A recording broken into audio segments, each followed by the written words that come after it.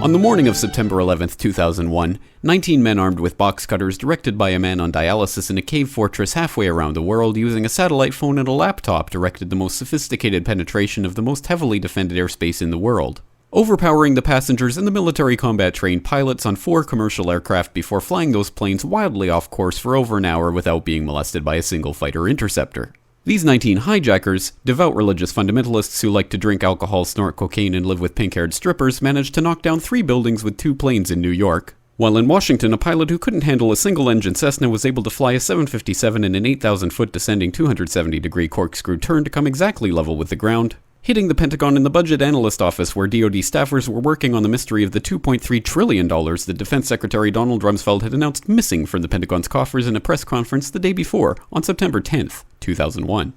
Luckily, the news anchors knew who did it within minutes. Osama bin Laden. The pundits knew within hours. Osama bin Laden.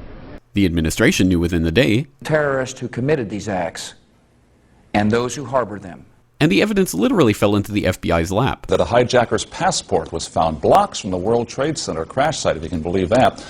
But for some reason, a bunch of crazy conspiracy theorists demanded an investigation into the greatest attack on American soil in history. That investigation was delayed, underfunded, set up to fail, a conflict of interest, and a cover-up from start to finish. It was based on testimony extracted through torture, the records of which were destroyed. It failed to mention the existence of WTC-7, Able Danger, P-TECH, Sibel Edmonds, OBL and the CIA, and the drills of hijacked aircraft being flown into buildings that were being simulated at the precise same time that those events were actually happening.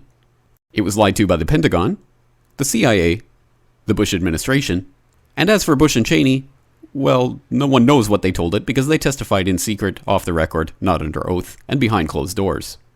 It didn't bother to look at who funded the attacks because that question is ultimately of little practical significance. Still, the 9/11 Commission did brilliantly answering all of the questions the public had, except most of the victims' family members' questions, and pinned blame on all the people responsible, although no one so much as lost their job, determining the attacks were failure of imagination. Because Nobody in our government, at least, and I don't think the prior government that could envision flying airplanes into buildings. Except the Pentagon, FEMA, NORAD, and the NRO. The DIA destroyed 2.5 terabytes of data on Able Danger, but that's okay because it probably wasn't important. The SEC destroyed their records on the investigation into the insider trading before the attacks, but that's okay because destroying the records of the largest investigation in SEC history is just part of routine record keeping. NIST has classified the data that they used for their model of WTC-7's collapse, but that's okay because knowing how they made their model of the collapse would jeopardize public safety. The FBI has argued that all material related to their investigation of 9/11 should be kept secret from the public, but that's okay because the FBI probably has nothing to hide. This man never existed, nor is anything he had to say worthy of your attention, and if you say otherwise, you are a paranoid conspiracy theorist and deserve to be shunned by all of humanity. Likewise him, and her, and her, and her, and him. Osama bin Laden lived in a cave fortress in the hills of Afghanistan, but somehow got away. Then he was hiding out in Tora Bora, but somehow got away.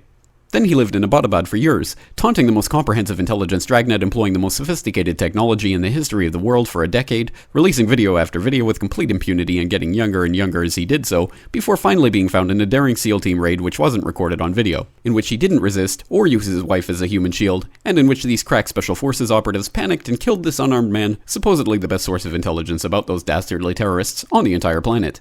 Then they dumped his body in the ocean before telling anyone about it. Then a couple dozen of that team's members died in a helicopter crash in Afghanistan.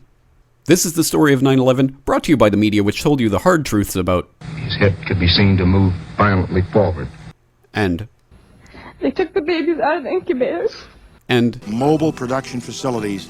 And the rescue of Jessica Lynch.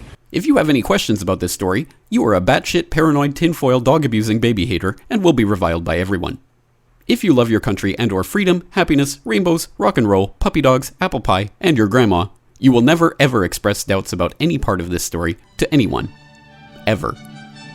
This has been a public service announcement by the Friends of the FBI, CIA, NSA, DIA, SEC, MSM, White House, NIST, and the 9/11 Commission. Because ignorance is strength.